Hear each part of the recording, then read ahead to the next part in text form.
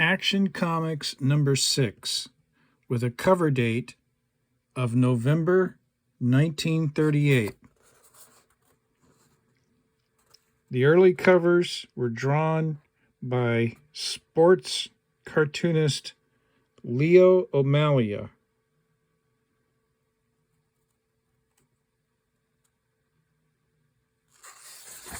This is the 6th Superman story to be published, and it caught my eye. It's reprinted in this collection called The Superman Chronicles, Volume 1, from DC Comics, of course.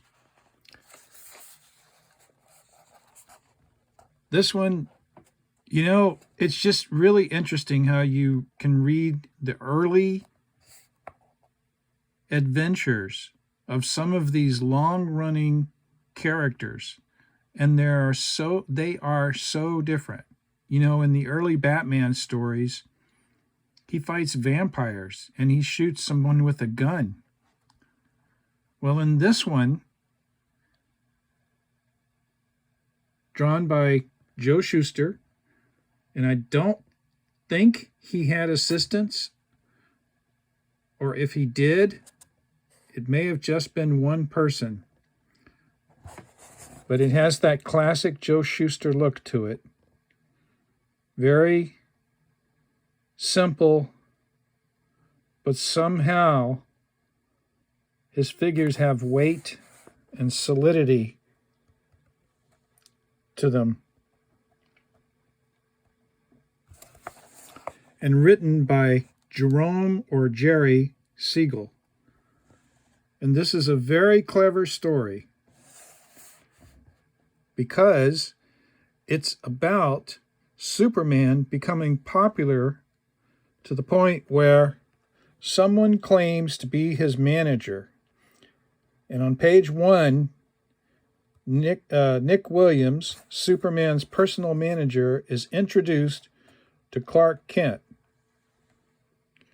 Clark, alias Superman, secretly, is so upset that he happens to be holding he's been toying with an ashtray. Love that word, toying.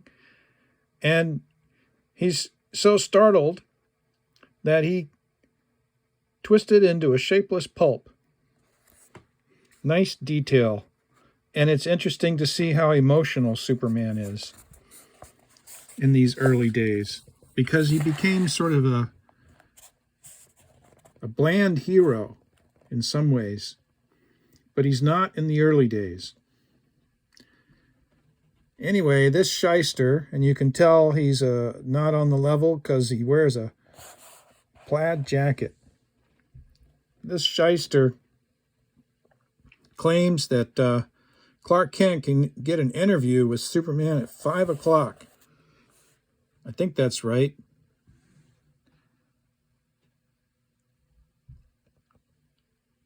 And he says that he can tell the paper Superman's stunts before he pulls them.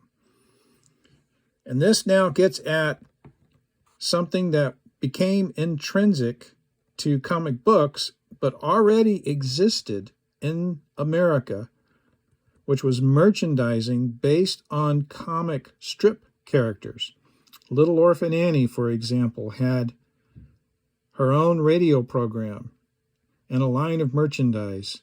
Popeye, Dick Tracy, all the big comic strip characters and many of the minor ones had merchandising deals with toy manufacturers and game manufacturers and book companies. Anywhere they could use it.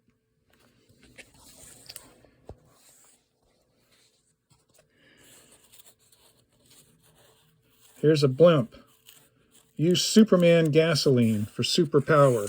And of course, this is ironic because before too long, there would be Superman toys and merchandise. Love that. Art Deco Streamline Special. So one of the interesting things about this story, well, let's see. There's a few interesting things. There's the early Perry White, who's the editor of the paper Clark Kent works at as a reporter. And here's the office boy. He doesn't have a name yet, and his hair is yellow, not red. But he's got the bow tie. And in time, that yellow hair turns, of course, to red, and he gets freckles, and he becomes Jimmy Olsen. And then here's the other character, and she was pretty much figured out from the start. Lois Lane. And Schuster obviously loved drawing the human form, both male and female, as we'll see shortly in this story. So Clark wheedles a date out of Lois. Here's another interesting thing. Siegel and Schuster would depict the character's thoughts in parentheses included in the speech balloon. That is a nice technique, and some modern cartoonist could pick that up and use it. Another interesting thing that we notice, that each panel is numbered. And that's a carryover from the early days of comic strips, when some artists, such as Jimmy Swinnerton, would number their panels. There's really no need to do that, but they're doing it here. It gets dropped after a while. Anyway, Clark Kent drops by to pick up Lois Lane. He's wearing a tuxedo, and look at this, a top hat. Superman in a top hat. For real, seriously. Lois, I care for you so much. If only you'd pardon, but the song has ended. They're starting the floor show. Lights go out. They're silhouetted. A singer strolls on. And now we're treated to two things. Love those Art Deco stripes back there. Two things we're treated to. The singer's song, and we get to watch her as she performs in a dress that fits so tightly it might as well be a coat of varnish. She sings a song called You're a Superman. And we understand now why Jerry Siegel, as far as I know, doesn't have any songwriting credits, because this song stinks. You're a Superman. You can make my heart leap 10,000 feet. You're a Superman, but I'm the one gal who can get under your skin. This one's even worse. When you crush me in your arms, I must reveal I'm only flesh and blood and not resistless steel. What an awkward word that would be to sing. But that's a nice detail right there, especially the way it's colored. And this is like a scene out of a movie with the big wind-up. You can see the horn in the background. You're my Superman. You can just hear the band coming to the big finish. Well, here's the fake Superman.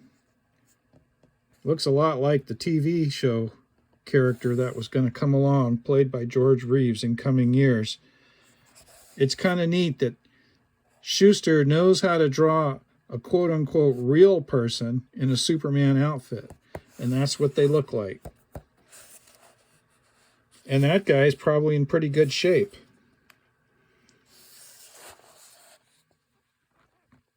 But Clark Kent turns into Superman here. What a wonderful, heroic drawing. And another one. No speech balloons there. And then the story plays out. No need to go into all the details. Lois Lane falls out there. She's thrown out of the window. As she's thrown, we see her legs and her skirt as it flies up. And there's also the swirl of the red cape. She's falling down toward a horrible, crushing death. Siegel's writing was anything but subtle.